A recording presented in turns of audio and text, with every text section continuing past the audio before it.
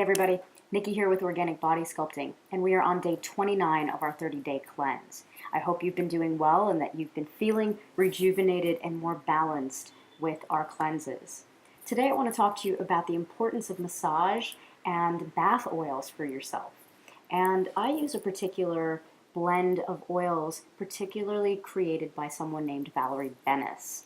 Now, her line of products is called Essence of Valley, and I like to use her calming oil, as you see right here, which has lavender, orange, and ylang ylang. And these particular essential oils, when they're mixed together, help to calm me. The lavender is very calming. The orange peel helps to uplift me and rejuvenate my mind and awaken. And ylang ylang also helps as an antidepressant and also as a stimulant to align the emotional body with the physical body. The carrier oil, usually for essential oils, is either almond oil or a coconut oil base. So really be careful with where you're getting your massage and bath oils. One of the reasons why I love this particular product is because it's completely all natural.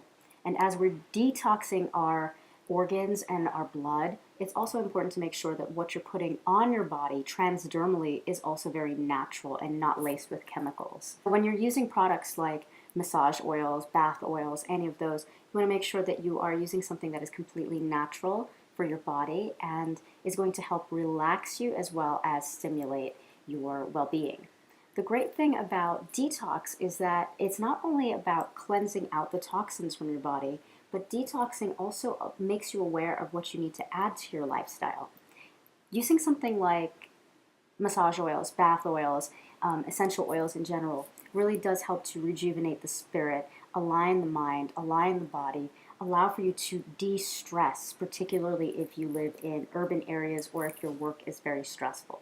I would love to talk to you more about essential oils and especially topical products like Essence of Valley's wonderful line.